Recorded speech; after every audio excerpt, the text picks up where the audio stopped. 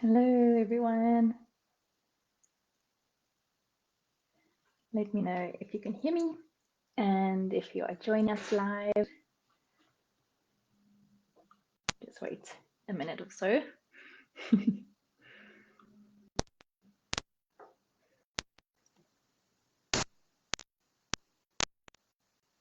Okay.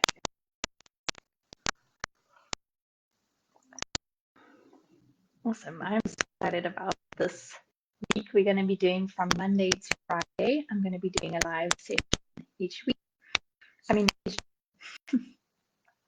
Probably around 20 minutes or less. I do sometimes get carried away, but I'm going to aim for 20 minutes or less.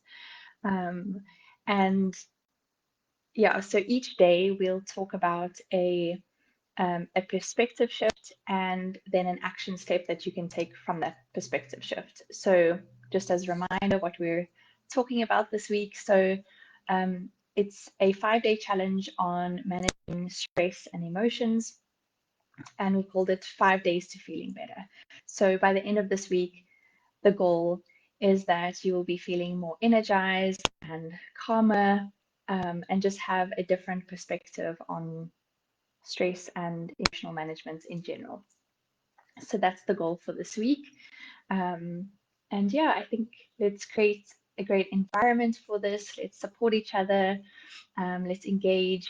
And one of the things that I am also doing is every time you comment on one of these videos, so engage through comments, and I will have different prompts that I'm talking about in the video itself. So kind of moments where you can respond to something or yeah, give your answers to a question, or even if you just want to give a reaction like, oh, that really resonated, or ask a question if something doesn't make sense, or you just want to have more information. It doesn't matter at all. You can just keep engaging with the video. And basically each time you comment will be an entry, and at the end of the week, I'll just draw from the people who commented on these live sessions, and then I'll do a thing for a 90-minute stress audit session. So I'll go into a little bit more about what that actually is, and why you would want to have a stress audit. But we'll go into that a little bit later, and then you'll also have a better idea of like where the stress audit fits into this whole thing. But mainly we're going to be talking about things that you can shift kind of in the moment, or a kind of quick, easy tool or perspective, whereas the stress audit is more kind of looking at a bit more the bigger picture and looking at the different stresses in your life and what capacity and resources you have. And then we coach on an area that you're actually wanting to make a change in. So it's a bit more kind of bigger picture and a bit more, let's say, like long term, not super long term, but not kind of in the moment, or day-to-day shifts, let's say. So that's why I'm kind of offering that as a separate thing, that involves going a little bit more in depth as well. Okay, awesome. So whether or not you the draw, it doesn't matter whether you are joining live and you comment, or whether you're watching the replay and you're commenting.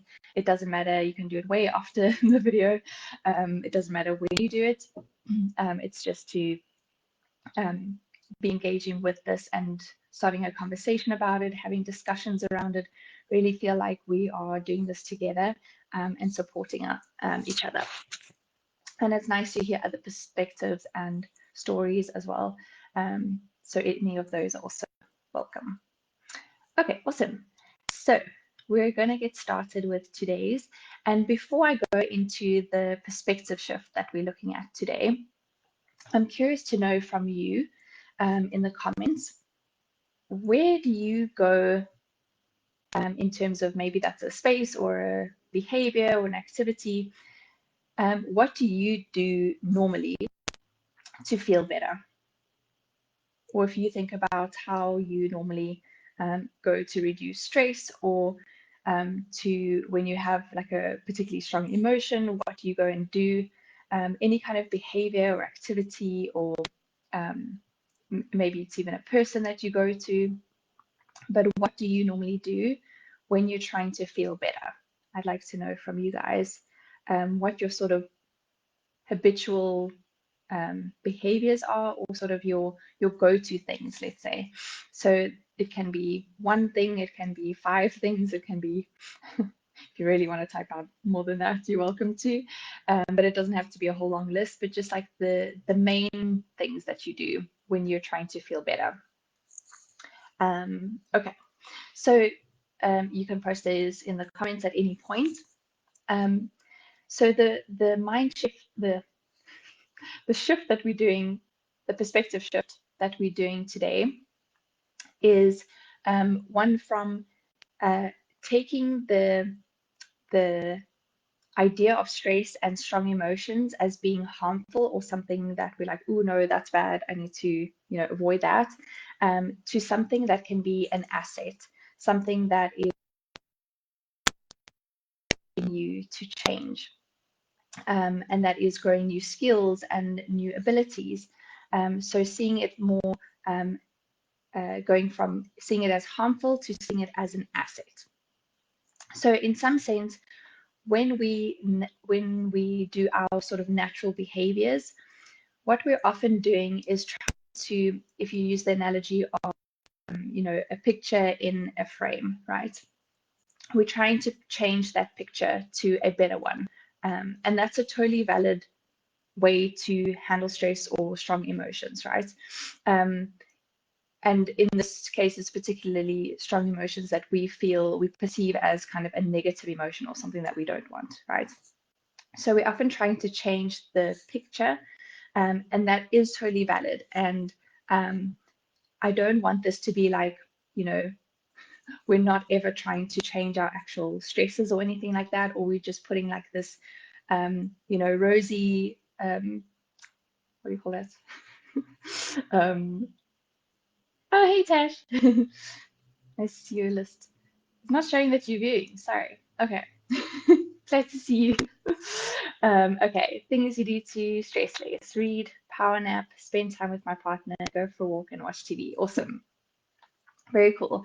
So you can think about those things as like, often you're trying to feel different, or you're trying to, yeah, to feel better, to feel different, right? And we're doing that by almost changing the stressor itself, or to feel differently. But we want to talk about today, like changing instead the frame that we've got that picture in, rather than trying to change the picture itself, if that makes sense. So like I was saying, it is of course valid to change the picture when we need to, and I'll talk a little bit more about that later. So it's not just putting some like rosy filter on, that is the word, rosy filter on something that's not great. Yeah, it's weird. Tasha, she just joined, but anyway, my viewers still says 0. So if you are joining live, please say hi and comment, because it's not showing me that people are watching. So, okay, cool. So we're not putting this rosy filter on it and saying, no, everything is fine. That's not what this is about. And I think a lot of times people will kind of push through something because they want to prove that they are resilient or that they can handle something, when there isn't a reason to push. It's not, yeah, just putting like a positive frame on something that isn't good. But we're just looking at the way that we think about stress itself actually affects how stress affects us. So it's really important what frame we put that in. If we are always looking at stress as something negative, something that we need to get away from, if we're looking at those negative emotions as, okay, I need to change how I'm feeling now, right? We reach for that book, or we go for that walk, or whatever the case is, we're always trying to feel differently. Part of the reason that we do that is because we see it as something negative. Okay, so it's just reframing it as something that is a challenge. It's a stimulus to grow. It's giving us information sometimes, right? Like sometimes feeling really anxious every time you go to work can be a information. Why am I feeling anxious at work? Sometimes that gives us data points about our life, and we'll go into that a little bit more later in the week as well. But often sensations and emotions are just information to us, right? And we can be glad that that information is coming in. We don't always have to try and distract and numb ourselves and change how we're feeling. Okay, so where I was on my notes. So it can also be stress and strong emotions can also be detrimental for other reasons, right? It's not just the frame that we're putting it in. It can also be if it's significantly intense that it overwhelms our ability to cope with it. It can be kind of, instead of, this is really common in our modern life, right? We don't have these massive um, highs and lows, right? We don't have like life and death situations that are causing stress. We have more kind of in the middle of that. It's not super high, it's not super bad, it's not super good either. It's just sort of like in that middle ground. So like a chronic low grade stress that we have. So that kind of chronic stress, and also sometimes when over a long period of time, our resources are lower than our stresses, right? So if we have the total load of our stresses, our allostatic load, if that is always or significantly for a long period of time higher than what we have to cope with it, like if you think of a tank and what is coming out of the tank is much more than what's in the tank, at some point there's going to be nothing in the tank, right? And that's more the process that we would talk about, something like burnout. So it can be detrimental. Again, we're not just putting a pretty picture or a pretty filter on this picture. And sometimes it is appropriate to change the stressor when we can. But let's think about reasons why stressors might genuinely be assets, right? Why is it helpful to us? Why is it helping us grow? So if you think about physical, and I think this is often where it makes a lot of sense to us, it just is quite sort of logical to us. We know that physical stresses at a certain level, right, are going to help us get stronger, are going to help us get fitter. Our physical health is going to be improved by working out, by going for a run or lifting weights or whatever it is, right? We know that intuitively, or we studied that as well. But that makes a lot of sense to us. And then obviously, like I was talking about, if it's just too much, right? If you just chronically overtrained or you're not recovering sufficiently, or if someone has never trained in their life and they go out and run an ultra marathon, that's probably going to be more damaging than it's going to be, productive or helping them grow. But at a kind of normal level, we need that stimulus to grow in order to have that growth and that change. So we kind of get it physically, but the same is true for everything else, right? For our cognitive health, it's also good to have challenge, right? Things like studying things like taking exams, things like having a challenging patient, we can always frame in the sense that if I am mentally challenged or cognitively challenged, I'm going to be able to do more through that process, right? I'm going to be able to handle more the next time. I'm going to be able to handle more complexity next time, more information next time. I'm going to have more data in my data bank from this experience with the patient for the next time, right? We can sort of find evidence for why it might be helpful to meet something stressful or challenging at work. Anything that your capacity is going to be stimulating that to grow, right? As long as it's not, completely overwhelming. Emotional stresses, I think this is the one that's least intuitive to us, I guess, because emotional stresses don't feel amazing.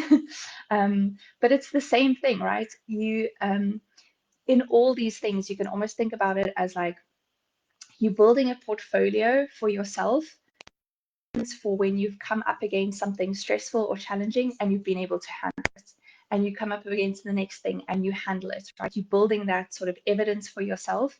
You're building that resilience so that the next time when you're going to do something, you can handle it. You've handled something similar. You've handled maybe many cases of that exact same thing in the past, right? So you're building up that evidence for yourself. And it's the same thing with emotional stresses, right? Anytime we have some sort of extreme emotion, and we make it through that, we build up in our evidence for ourselves that we can handle that emotion, and we don't have to always be numbing or distracting or changing how we feel. And then thinking of emotions also as really good information, right? Um, and and also just not always something bad, right? Like, even though it's uncomfortable, it's not necessarily bad. So if you think of something like grief, for example, it plays a really important role in our lives, right? It's honoring whatever happened. It's honoring if it's a person that has passed away. It's honoring that person. It's reminding yourself of that person. It's integrating that into what is going to be your new normal, right? Like, all of those processes are healthy, even though grief is obviously a really uncomfortable and horrible emotion, right? So just this kind of switch from, even if an emotion feels like uncomfortable or bad, it doesn't mean it's bad for you. It doesn't mean it's harmful. It doesn't mean that or avoid it. I'm just going through like each aspect of our health. So if you think of relational health, right, a lot of the time, I used to be this way as well, but I always used to sort of say, like, avoid conflict. And if you don't have conflict, then everything's good. And we know that healthy relationships do have conflict.